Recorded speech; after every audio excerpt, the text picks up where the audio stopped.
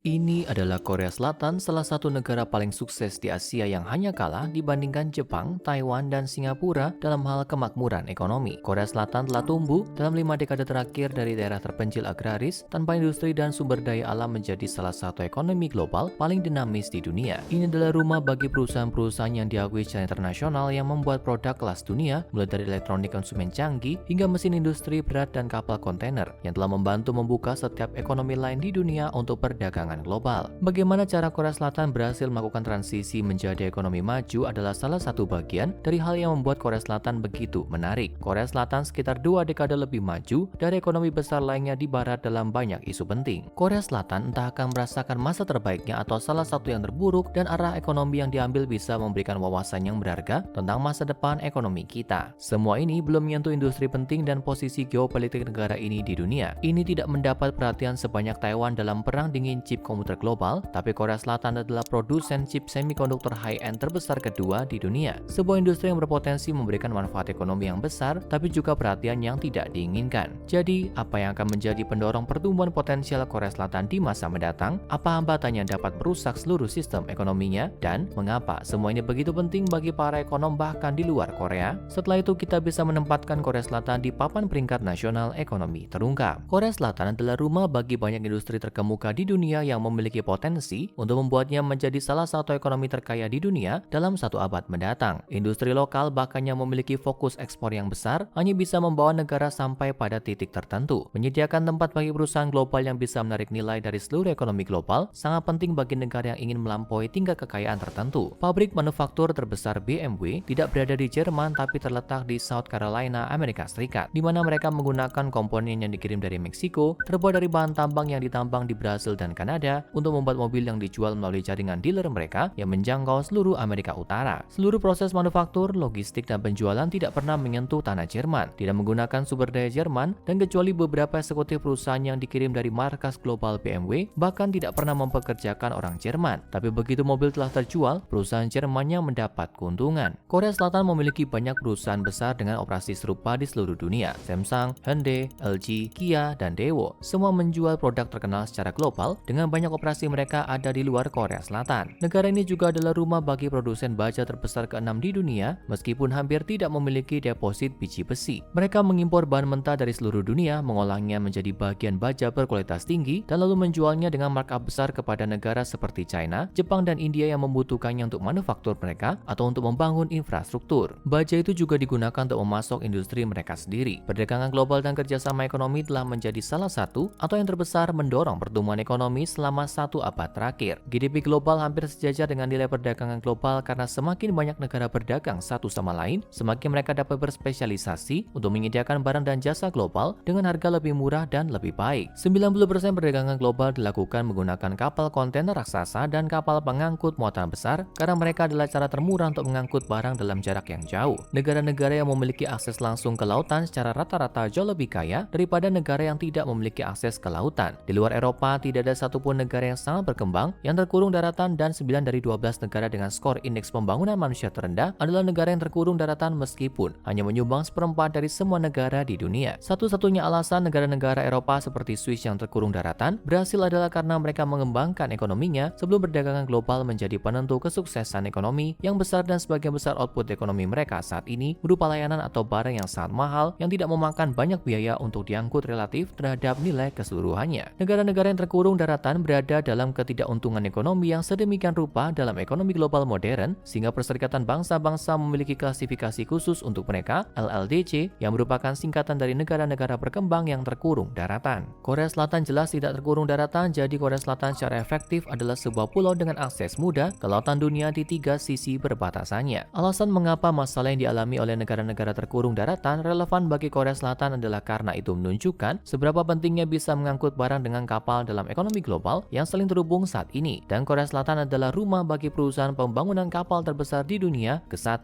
ke-2, ke-3, dan ke-4. Tanpa kapal yang disediakan oleh Korea Selatan, salah satu pendorong utama pertumbuhan ekonomi akan berhenti. Saat ini ada kekhawatiran bahwa dunia mulai beralih dari globalisasi dan ketegangan perdagangan. Konflik aktif dan kelemahan rantai pasokan yang ditunjukkan oleh pandemi akan mendorong negara-negara untuk memproduksi lebih banyak secara domestik dan mengurangi pengiriman internasional. Itu adalah masalah, tapi lebih dari impas dengan pertumbuhan keseluruhan dalam dalam output ekonomi, permintaan untuk kapal yang lebih baru, jauh lebih besar dan lebih efisien, dan permintaan dari negara-negara yang ingin membangun armada maritim mereka sendiri karena alasan yang sama, karena mereka tidak ingin bergantung pada negara lain untuk akses ke barang dan jasa penting. Ini jauh dari satu-satunya industri yang sangat penting bagi Korea Selatan yang juga adalah produsen terbesar kedua semikonduktor canggih di dunia, dan ketika China dan Amerika hampir berperang dingin atas akses ke chip ini, itu akan terus menjadi industri yang sangat baik bagi Korea Selatan. Semua ini bukanlah alasan mengapa ekonomi Korea Selatan sangat menarik. Untuk semua manfaat ekonomi yang diberikan oleh industri-industri ini, negara itu juga mengalami sesuatu yang secara potensial bisa memberikan dorongan yang lebih besar bagi ekonominya daripada apapun yang pernah ada di Korea Selatan. Itu adalah bangkitnya budaya pop Korea di seluruh dunia. Band-band Korea, perawatan kulit Korea, film dan acara TV Korea, fashion Korea, liburan Korea, dan bahkan bedah plastik Korea telah menjadi produk yang sangat diminati di seluruh dunia. Contoh Jerman dan BMW yang saya berikan di awal video ini bukanlah kebetulan. Mereka dapat menghasilkan uang dengan menjalankan bisnis yang beroperasi sepenuhnya di luar negeri, tapi merek Jerman memiliki keuntungan besar saat mereka melakukannya. Saat kita berpikir tentang mobil Jerman, kita berpikir tentang rekayasa kualitas, hasil akhir mewah, teknologi mutakhir, dan tingkat status di atas mobil ekonomi dari negara lain. Kenyataannya adalah bahwa sebagian besar BMW yang dijual saat ini dibangun dengan standar mobil ekonomi dan kurang dapat diandalkan, dengan fitur yang lebih sedikit daripada penawaran serupa dari Jepang atau bahkan Korea Selatan. Meskipun begitu, orang masih bersedia membayar harga untuk mobil mereka. Berapa banyak yang akan kamu bayar untuk jam tangan dari Thailand? Dan berapa banyak yang akan kamu bayar untuk jam tangan dari Swiss, tas tangan dari China atau yang dibuat di Prancis atau Italia, set alat dari Amerika Serikat atau set yang dibuat di India, saran keuangan dari seorang angkutan di London atau Manila di Filipina? Konsumen global memiliki persepsi tentang kualitas barang dan jasa yang berasal dari negara-negara tertentu, dan mereka bersedia membayar harga yang signifikan ke perusahaan dari negara-negara yang memiliki reputasi baik, bahkan jika kualitasnya sama atau bahkan lebih buruk. Negara-negara dengan reputasi baik dapat menambahkan markup besar pada ekspor mereka, atau jika mereka sangat baik, menghasilkan uang dari reputasi mereka sebagai insinyur Jerman terkemuka di dunia untuk menjual mobil yang dibuat di Carolina Selatan, Meksiko, dan China. Gelombang Korea seperti yang disebut telah memungkinkan perusahaan Korea melakukan hal yang sama. Fashion, hiburan, dan pariwisata adalah industri besar yang hanya akan menjadi lebih menguntungkan bagi Korea karena reputasinya dalam industri-industri ini tumbuh. Hyundai dulunya adalah merek mobil murah yang dibeli orang karena mereka tidak bisa membeli yang lebih bagus. Tapi sekarang mereka memproduksi mobil yang bersaing dengan yang terbaik dari Lexus, Mercedes, Audi, dan BMW, dan mereka berhasil karena Korea Selatan tidak lagi memiliki reputasi internasional sebagai pusat manufaktur murah Asia. Tapi mungkin kamu pikir ekonomi Korea Selatan tidak akan terhenti. Itu juga memiliki beberapa tantangan di depan. Korea Selatan telah menjadi korban dari kesuksesannya sendiri karena penduduknya telah menjadi lebih kaya. Dengan bekerja keras dan pindah ke kota-kota yang terbatas ruangnya, orang-orang semakin sedikit memiliki anak. Korea Selatan sekarang memiliki angka kelahiran terendah dari semua negara di dunia dengan hanya 0,84 kelahiran per wanita. Angka kelahiran rendah ini dikombinasikan dengan harapan hidup yang lebih panjang, berarti bahwa pada tahun 2070,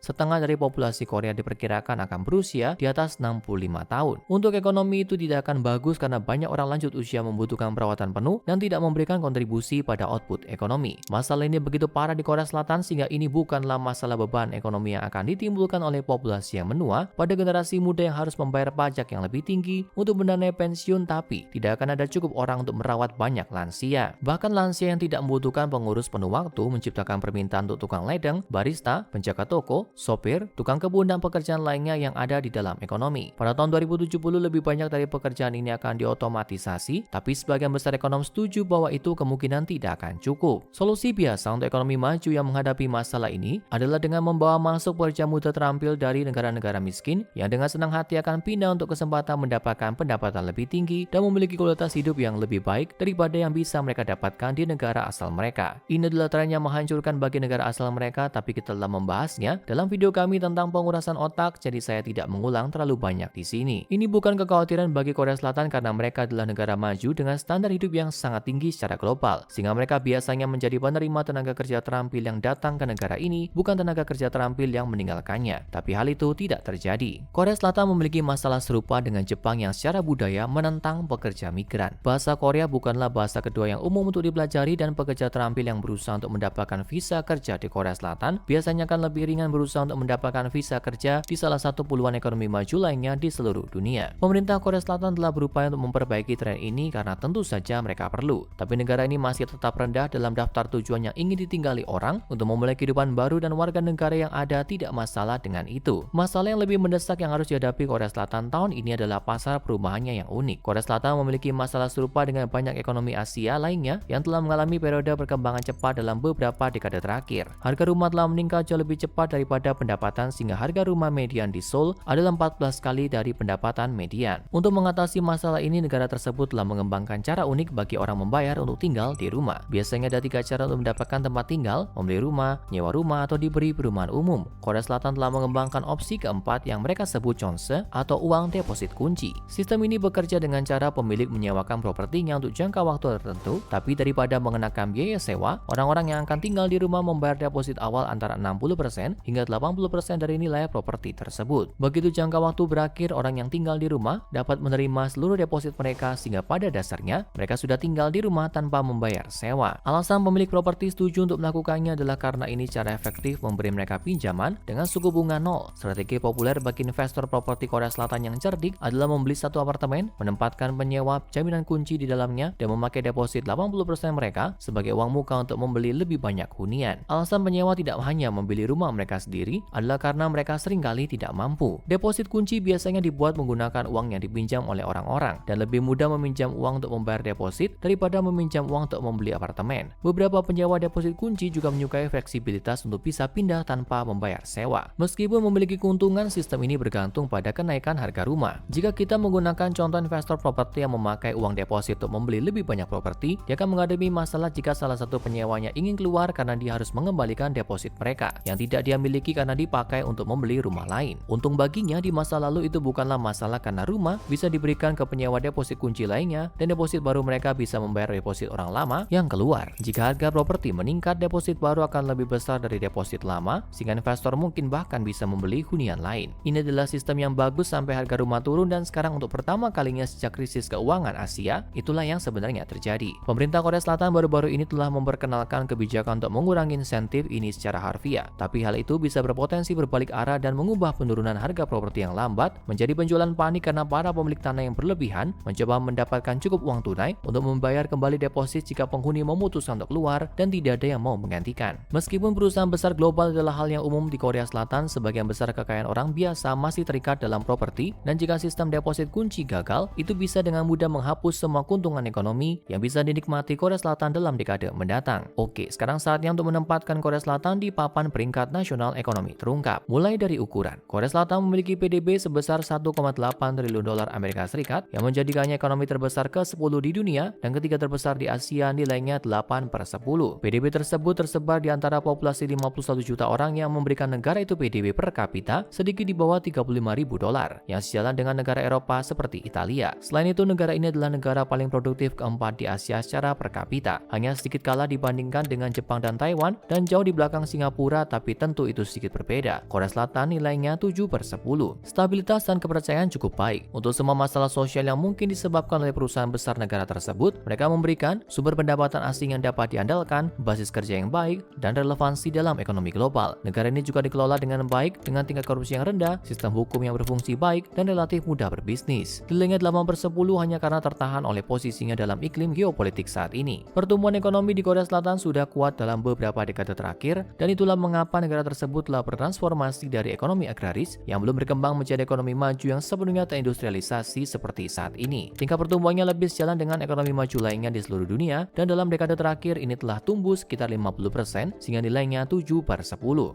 Industri. Korea Selatan telah mengembangkan berbagai industri krusial dan terkemuka di dunia yang menambah banyak nilai bagi ekonomi domestik dan globalnya. Meskipun sektor industrinya masih tidak sebesar kekuatan ekonomi sejati dunia seperti China, Amerika Serikat, atau bahkan Jepang, itu masih mendapat nilai 9/10. Secara keseluruhan, nilai Korea Selatan adalah 7,8/10 yang menempatkannya di sini. Posisi yang sangat pas. Terima kasih sudah menonton sobat, jangan lupa like, comment, subscribe, dan share video ini ke orang terdekatmu. Nantikan video-video terbaru lainnya hanya di Ekonomi Terungkap. Sampai ketemu di video selanjutnya.